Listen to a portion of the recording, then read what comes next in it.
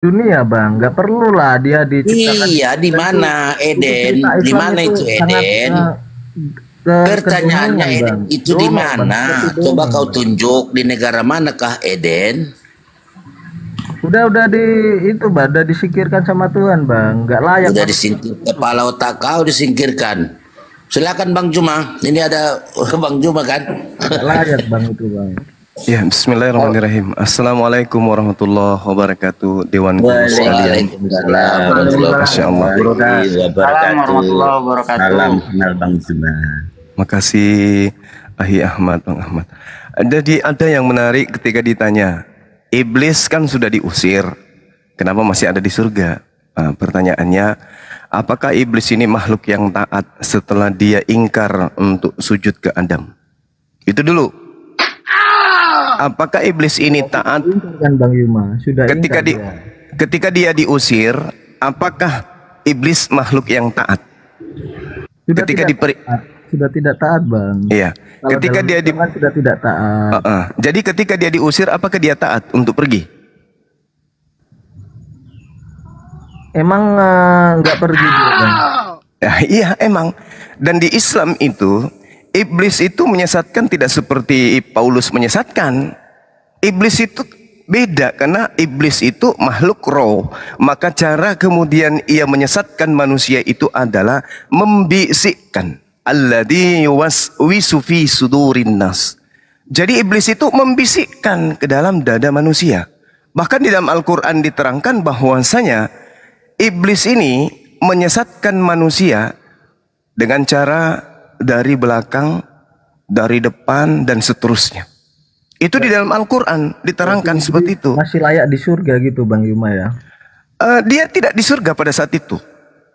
Katanya itu menggodanya. Dia membisikkan. Menggoda. Dia membisikkan. Iblis itu makhluk roh. Wah, Yang berarti- disebut makhluk berarti roh iblis itu, hebat, Bang. yang disebut makhluk roh itu, dia bisa berada pada tempat yang dimensinya itu roh. Makanya dia menyesatkan manusia melalui bisikan.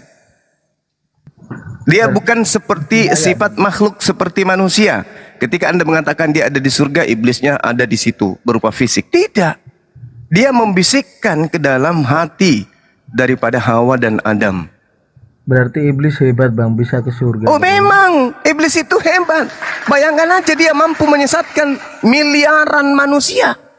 Kalau tidak hebat, bagaimana dia bisa kemudian menganalisa, kemudian mengatur dengan terstruktur dan terencana orang yang digantung di atas tiang dianggap Tuhan oleh miliaran manusia. Kalau dia nggak hebat, nggak mungkin itu bisa terjadi, nggak mungkin. Gak mungkin. Bagaimana mungkin kemudian makhluk yang diciptakan berupa dengan kesempurnaan akal bisa mati akalnya kalau iblis itu tidak hebat. Iblis itu makhluk terhebat dalam menyesatkan tapinya. Itu dulu yang Anda harus pahami. Lah orang di surga aja bisa disesatkan, apalagi di bumi ini. Tempat suci bang. Kenapa iblis bisa ke situ bang? Loh, tadinya iblis itu di mana?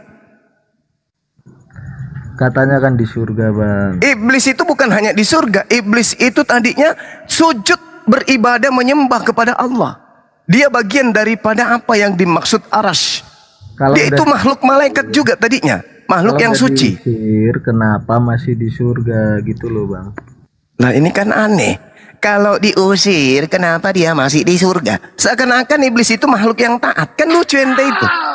Iblis itu makhluk pembangkang. Apa yang diperintahkan Tuhan itu yang ditolaknya. Ketika dia diusir dari surga, masakan ia langsung, baiklah Tuhan kalau begitu. Taat, bang. Katanya tadi taat. Yang gimana sih orang ini? Iblis itu sebelum dia Allah menciptakan Adam, iblis itu makhluk yang taat. Bahkan sampai dia pun sudah ingkar terhadap perintah Tuhan, dia masih taat. Dalam arti kata, dia masih mengakui Allah itu sebagai Tuhannya. Beda dengan pengikut Paulus. Betul-betul dia ingkar terhadap Tuhan yang menciptakan Adam. Itu pengikut Paulus. Ingkar seingkar-ingkarnya. Itu. Kalau iblis tidak. Iblis masih mengakui kemudian bahwa Tuhan itu, Allah itu adalah Tuhannya yang telah menciptakan dia. Ketika dia kemudian disetujui permintaannya untuk menjadi penyesat, beliau iblis ini masih memanggil Tuhan dengan panggilan Rabbi, Tuhanku. Bahkan dia masih memuji Allah dengan mengatakan bahwa Allah itu maha mulia. Fabi izzatika, demi kemuliaanmu wahai Tuhanku. Iblis masih memuliakan Allah. Tapi kalau pengikut Paulus enggak. Makanya dia kekal di neraka gitu. Nah, ketika Anda mengatakan kenapa dia masih ada di surga? Pertama, dia makhluk yang sudah tidak taat lagi. Dan dia diberi wewenang oleh Allah untuk menyesatkan manusia. Apa kata Allah? Maka sesungguhnya kamu termasuk golongan yang diberi penangguhan usia. Fa innaka minal munzarin ila yaumil waqtil maklum. Sampai hari kiamat.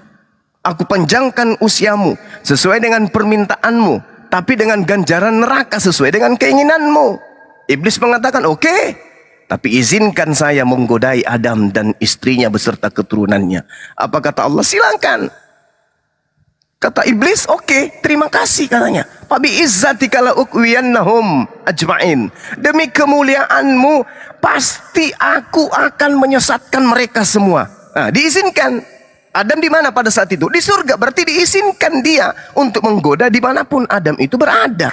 Mau di surga, mau di neraka, dia diizinkan intinya. Nah, oleh karena itulah kemudian ketika turun ke bumi ada hal yang menarik. Nah, ini kalau di Al-Quran kan sudah jelas. Wala tatabi'u khutuwatis syaitan. Jangan engkau mengikuti langkah-langkah syaitan. Tapi Kristen ini justru bukan hanya mengikuti langkah syaitan. Bahkan Kristen ini sendiri yang mengambil alih tugas setan. Mari kita buktikan. Kita buktikan ya. Nanti biar Yesus yang mencuci otak saudara untuk memahami itu. Kita lihat bagaimana di dalam kitab Matius 12 ketika angkatan jahat ini minta kepada Yesus. Kan Nabi Isa di Al-Quran ditanyai, wa isqalallahu ya Isa bin Maryam anta qulta linnas, wahai Isa, apakah engkau yang mengajarkan manusia-manusia ini untuk menyembah dirimu selain daripada aku?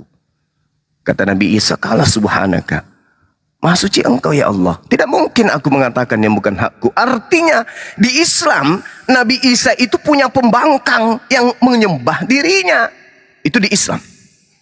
Yang menggantikan Allah dengan menyembah dirinya, itu di Islam. Berarti ada iblis di situ. Nah, sekarang bagaimana di Kristen? Ternyata betul, sama. Nabi Isa, Nabi Yesus pun disembah. Mari kita lihat ya. Di dalam Matius 12 nomor 38. Pada waktu itu berkatalah beberapa ahli Taurat dan orang Farisi kepada Yesus, Guru, Kurios, kami ingin melihat satu tanda daripadamu. Tetapi jawab Yesus, angkatan jahat ini dan angkatan tidak setia ini menuntut satu tanda. Tetapi kepada mereka tidak akan diberikan tanda selain tanda Yunus. Sebab seperti Yunus tinggal dalam perut ikan 3 hari 3 malam, demikian juga anak manusia akan tinggal dalam perut bumi 3 hari 3 malam. Nah, apa kata Yesus di situ? Angkatan jahat mengimani 3 hari 3 malam di perut bumi. Berarti yang mengimani kebangkitan pada hari ketiga adalah angkatan jahat. Itu dulu. Nah, ketika Yesus menerangkan, apabila roh jahat keluar dari manusia, ia pun roh jahat ini kembali mengembara di tempat-tempat tandus, mencari pemberhentian, tetapi ia tidak mendapatkannya.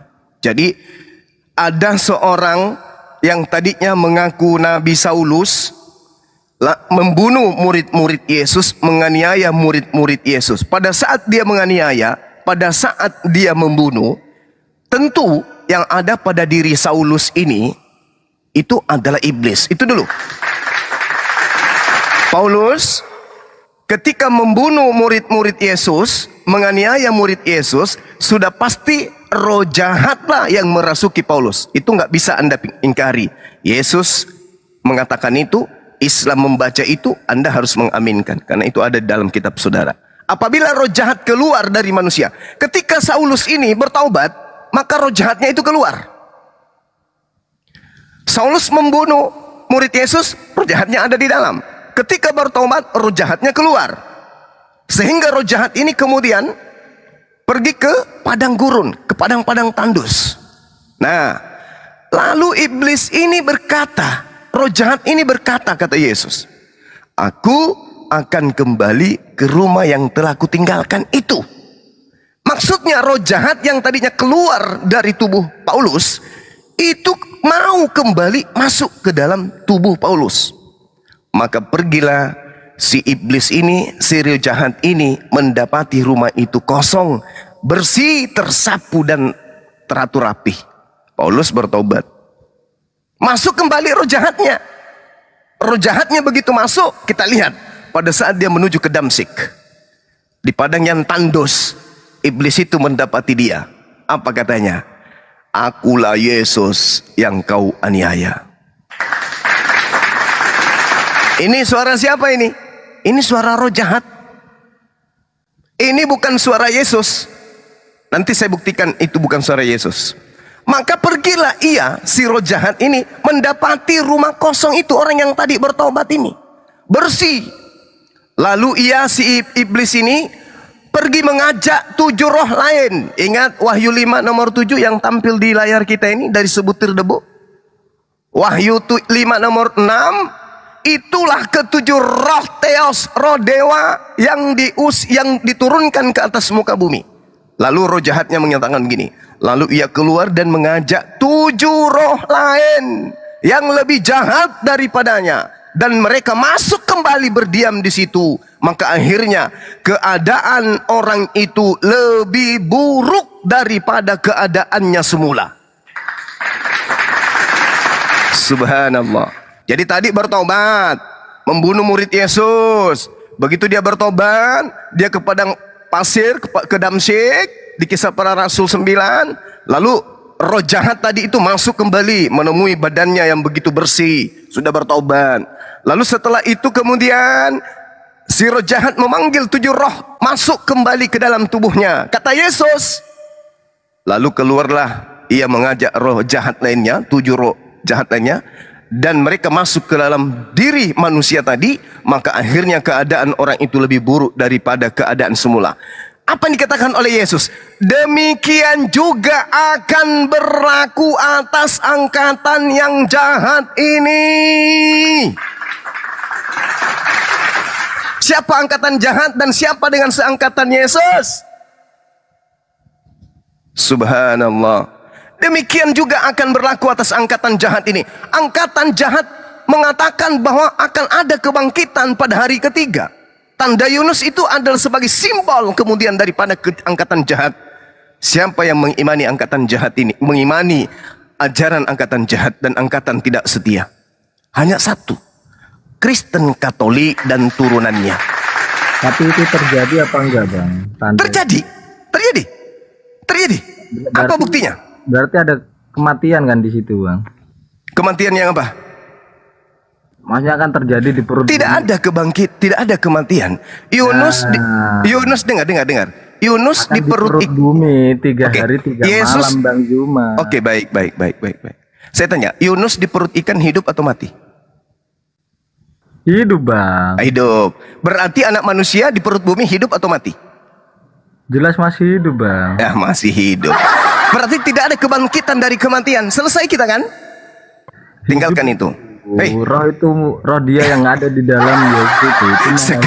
Sekarang rohnya itu nggak pernah mati, Bang. Sekarang jasadnya Yunus mati atau hidup? Makanya itu Kok makanya? Jadi saya tanya lagi. Jasadnya Yunus di dalam perut ikan itu hidup atau mati? Jasad loh. Yunus tidak mengalami kematian. Berarti jasadnya Yesus tidak mengalami kematian. Mati, Bang, di situ mati. Yesus sendiri mengatakan angkatan jahat ini dan angkatan tidak setia ini sabar. Menuntut satu tanda. Menuntut satu tanda, dan tidak akan diberikan satu tanda selain tanda Yunus. Yesus menerangkan, sebab Yunus 3 hari 3 malam dalam perut ikan. Demikian. Gini, Bang, apa Yesus di situ berbohong? Tidak berbohong sama sekali. Makanya Yunus yang dijadikan sebagai simbol. Tanda itu tidak terjadi. Tanda itu terjadi. Kalau terjadi berarti benar. Apanya yang benar? Malam di perut bumi gitu loh. Di perut. Jadi tidak langsung diangkat Blas seperti Oke, Mr. Bean. Nah, oke, gitu loh, Bang. oke. Saya katakan kepada saudara, ini tanda untuk angkatan jahat, tanda, simbol, keadaan.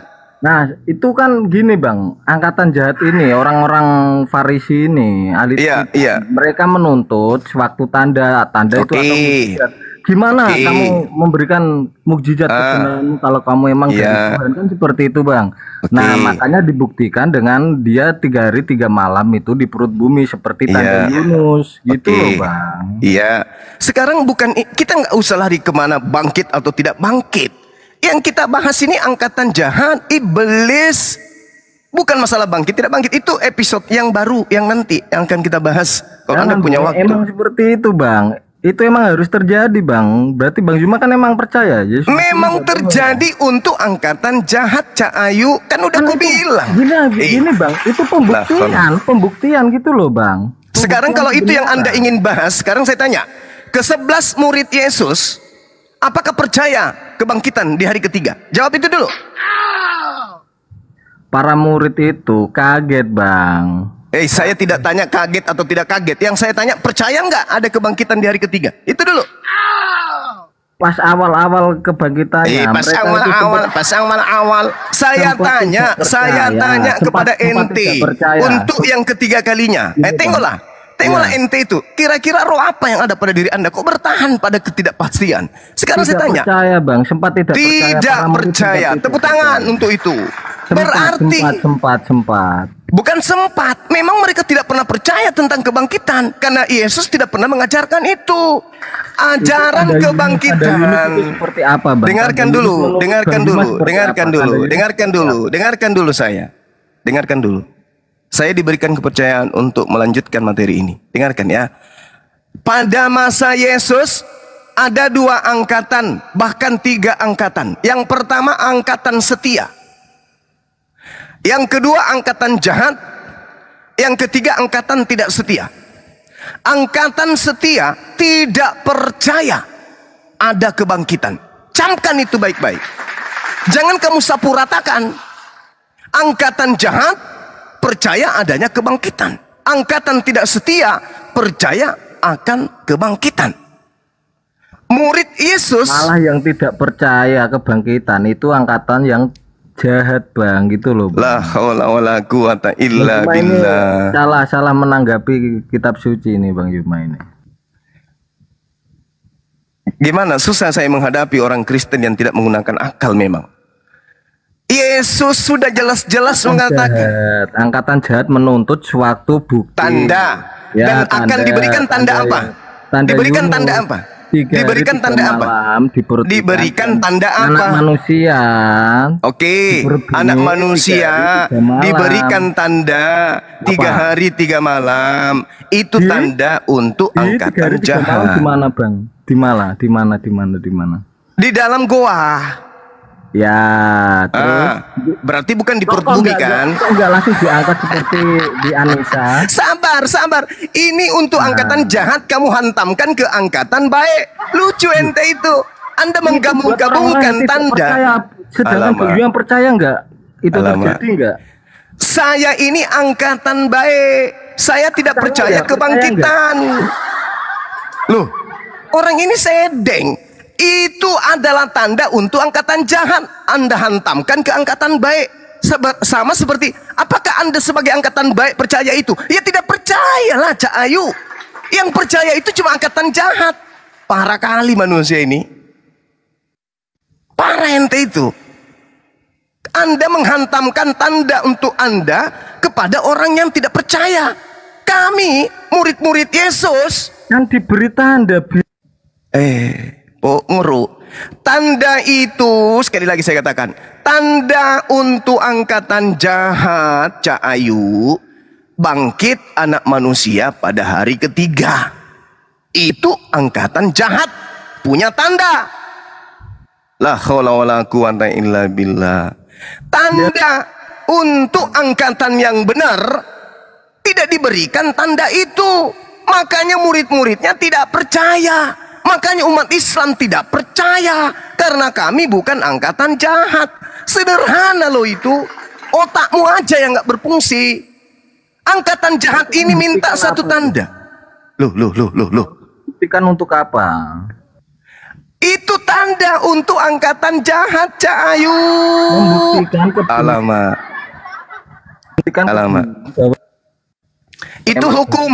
Itu hukuman untuk angkatan jahat. Belum juga masuk neraka sudah dihukum.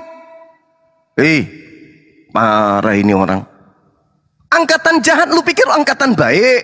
Itu hukuman. Tanda Yunus itu hukuman untuk ente. Karena kamu percaya kepada penyesat, maka kamu diberi hukuman percaya kepada kebangkitan. Mari kita lihat di dalam Lukas 24. Ente ini oteng tapi nggak pernah belajar Bible. Lukas 24 Anda lihat murid-murid Yesus di nomor 9. Dan setelah mereka kembali dari kubur, mereka menceritakan semuanya itu kepada ke-11 murid dan kepada semua saudara yang lain.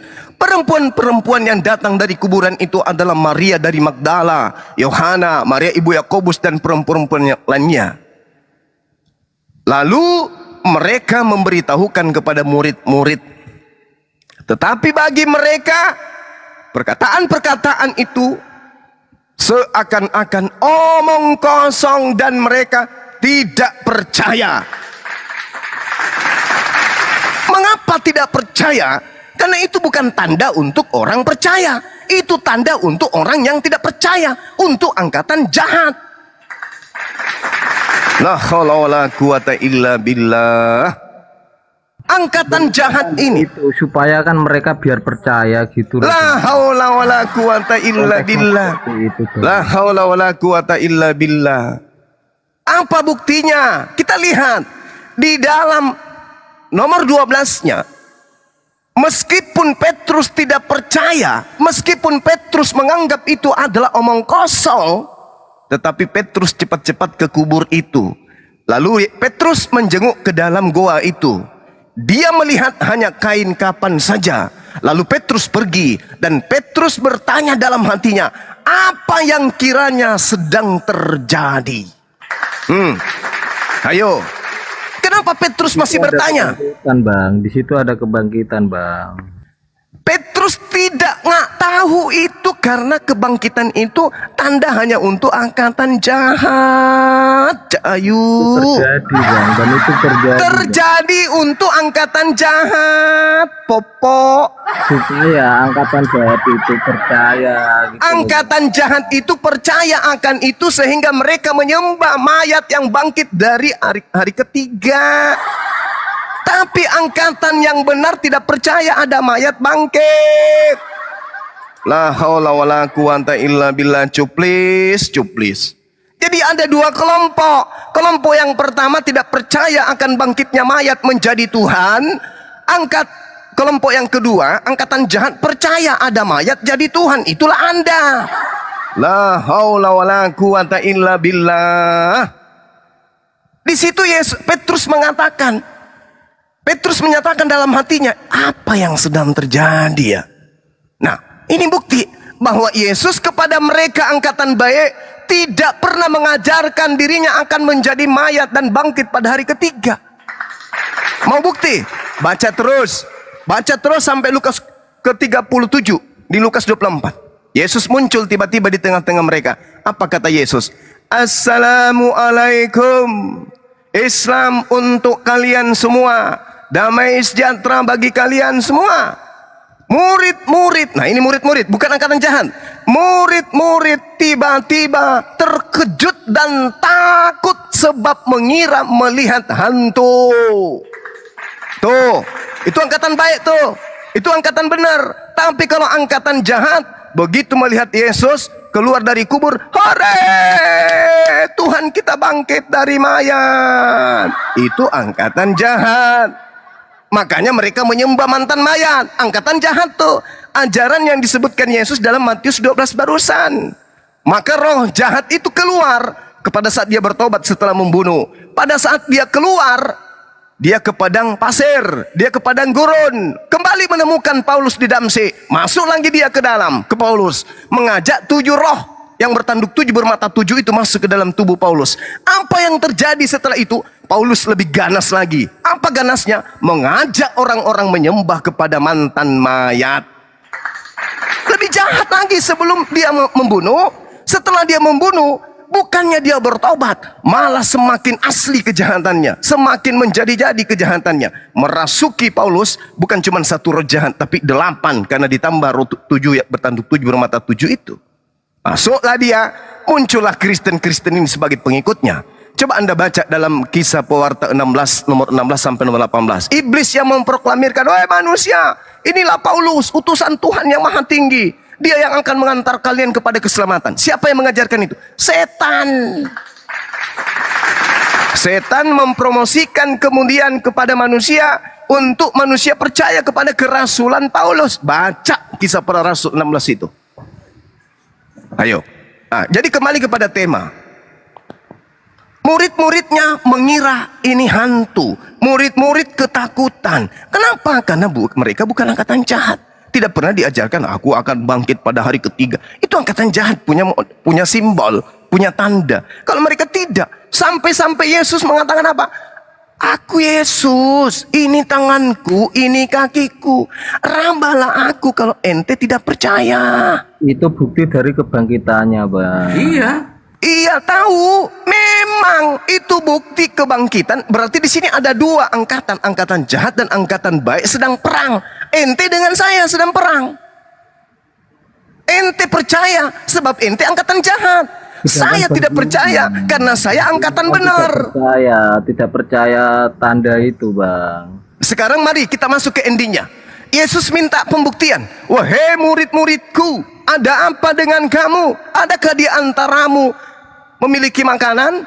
Yesus diberi ikan goreng. Pertanyaan saya, Yesus makan ikan goreng untuk membuktikan dirinya bukan hantu, atau dirinya adalah Tuhan yang bangkit dari kematian? Jawab. Dirinya bukan hantu. Dirinya bukan hantu. Kenapa Anda meninggalkan tanda Yunus? Katanya tanda Yunus bangkit pada hari ketiga menjadi Tuhan. Karena Yohanes mengira dia itu hantu, Bang. Yohanes 14 nomor 9. Saya tanya sama Anda, untuk itulah Yesus bangkit dari kematian agar dia menjadi Tuhan bagi angkatan jahat. Sekarang saya tanya sama ente, Yesus makan ikan goreng untuk membuktikan dirinya bukan hantu, atau membuktikan dirinya adalah Tuhan yang bangkit dari kematian? Jawab. Membuktikan bahwa dia bangkit dari kematian, Bang. Kebangkitan itu kebangkitan tubuh, Bang. Jadi bisa makan. Jadi nanti bisa dibuktikan kalau dia itu bangkit kalau dia makan, gitu. Padahal, iya, Bang. Jadi kan dia bukan hantu, Bang, bukan cuma roh doang, Bang. Jadi bangkit seutuhnya, Bang. Oh, begitu. Jadi Yesus makan ikan goreng itu untuk membuktikan dirinya bukan lagi mayat, gitu. Yes, benar. Jadi kalau dia hanya ngomong, dia hanya berjalan, menunjukkan tangannya dan kakinya, padahal dia mengatakan, lihatlah tanganku, lihatlah kakiku, ini aku bertulang, aku berdaging. Sebab hantu tidak bertulang dan tidak berdaging, sebab hantu. Itu benar, Bang, itu benar, Bang. Berarti Yesus sedang membuktikan dirinya bukan hantu. Dia tidak sedang membuktikan dirinya adalah Tuhan, betul? Iya, Bang, dalam konteks Masya Allah. Dalam konteksnya seperti itu, Bang. Nah, lalu setelah dia bangkit untuk membuktikan dirinya Tuhan, itu yang mana? Jawab. Jawab. Untuk membuktikan dirinya Tuhan itu yang mana? Jawab. Kalau saya kan udah jelas. Untuk membuktikan dia bukan hantu, alias adalah manusia utuh 100%, dia makan ikan goreng. Itu saya sudah buktikan. Ternyata Anda gugur. Ternyata Anda gugur. Kebangkitan hari ketiga itu membuktikan bahwa adalah Tuhan bagi Anda. Sekarang tolong tunjukkan pembuktian Yesus bahwa akulah Tuhan, dibuktikan dengan kebangkitan. Setelah kebangkitan apa yang dia lakukan? Setelah kebangkitan dia akan kembali ke tahtanya. Kalau mengenai terangkat ke langit itu tanda untuk kami, Cak Ayu. Makanya Tanda muka, harus tanda percaya, bagi Bang. kalian angkatan jahat adalah bangkit hari ketiga. Kenapa Anda borong semua? Dasar iblis. Itu memang tercatat, Bang. Emang Yang seperti saya itu, maksud Bang. ini tentang pembuktian Yesusnya makan ikan goreng untuk membuktikan dirinya itu bukan hantu. Sekarang Anda buktikan kebangkitan yang seperti apa yang Anda bisa buktikan bahwa dia bangkit menjadi Tuhan. Ayo. Ya, sebelum bangkit pun dia itu udah Tuhan, Bang. Dasar setan. Siapa yang ngajarin ente dia itu Tuhan, sedangkan ending tanda Yunus yang diberikan kepada angkatan jahat, dia makan ikan goreng untuk membuktikan dia tidak bangkit dari kematian. Sebab kalau dia bangkit dari kematian, berarti dia hantu. Dari kematian itu bangkit secara utuh, Bang. Secara manusianya utuh. Berarti dia tidak bangkit dari kematian. Dia bangkit dari pingsan. Parah kali. Tanda Yunus 3 hari 3 malam dalam perut ikan. Kemudian dia keluar dari perut ikan. Tidak pernah mengalami kematian. Anak manusia masuk ke dalam goa. Goa yang luas. Goa milik Yusuf Arimatea itu bukan kuburan, itu goa, diletakkan di dalam goa. Makanya ditutup pintunya menggunakan pintu batu. Masuk dia, 10 orang pun masuk ke dalam bisa, karena itu goa, bukan ditimbun tanah. Dia punya mayat jenazah itu dimasukkan ke dalam goa, lalu ditutup. Berarti dia tidak mati. Dia hanya pingsan. Kenapa dia pingsan? Baca Yohanes 19:30. Dia diminumkan minuman anggur yang bisa membuat orang pingsan, lupa ingatan. Parah kali lah orang ini. Jadi anak manusia keluar dari keluar dari goa, itu bukan bangkit dari kematian, bangkit dari pingsan.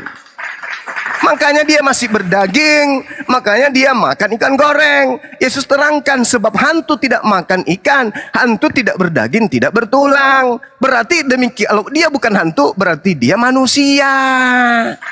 Berarti yang bangkit dari kubur ini, yang bangkit dari goa ini, itu manusia, bukan Tuhan. Karena Tuhan tidak berdaging, Tuhan tidak bertulang, dan Sekarang Tuhan tidak Bang makan Juma ikan percaya goreng. nggak? Bang Juma percaya nggak tanda Yunus? Percaya banget. Berarti di Anissa 157 nggak sesuai, Bang ya. Kamu jangan mengaduknya menjadi satu, Cak Ayu. Tanda Yunus itu simbol untuk angkatan jahat. Al-Quran surah An-Nisa. Sabar. Al-Quran surah An-Nisa tanda untuk orang yang beriman. Beda. Angkatan jahat punya tanda. Tanda Yunus itu tidak terjadi, Bang ya. Tanda Yunus Bang, itu terjadi buat angkatan jahat, Cahayu. Ada standar ganda ini, Bang Juma. Saya percaya cerita itu ada, tapi saya percaya bukan saya libatkan diri saya sebagai angkatan jahat. Saya percaya itu tanda untuk angkatan jahat. Beda dengan ente. Ente bagian daripada tanda jahat itu. Bang Juma standar ganda, oke? Terserah ente karena keterbatasan akal ente. Saya nggak peduli tentang itu. Yang pasti saya percaya bahwa angkatan jahat itu ada, angkatan tidak setia itu ada. Siapa mereka? Karisteng. Itu saya percaya angkatan jahat itu ada. Siapa? Itulah mereka yang masuk ke gereja menyembah anak orang, yang mengaku kebangkitan adalah penebusan dosa. Itulah mereka angkatan jahat itu dan angkatan tidak setia itu. Ini yang diterangkan oleh Yesus dalam Matius 12, Cak Ayu. Orang itu bertobat, roh jahat keluar. Begitu kemudian dia jalan ke padang gurun, bertemu dengan setan. Akulah Yesus yang kau aniaya. Berarti Yesus itu, yang mengaku Yesus itu setan. Apa pembuktiannya? Yesus mengatakan dalam Matius 12, nomor 22. Dia mengatakan bahwa tanda-tanda orang kerasukan setan, matanya buta. Paulus ketika bertemu dengan suara yang mengaku Yesus, matanya buta. Berarti yang mengajarkan kalian untuk menyembah kepada Yesus karena kebangkitan adalah angkatan tidak setia. Apa buktinya angkatan tidak setia? Orang yang setia itu mati dalam Taurat, mati dalam setia menjalankan hukum Taurat. Sedangkan Paulus kagak. Ibrani 6 nomor 1. Marilah kita meninggalkan hukum Taurat menuju kepada hukum yang baru.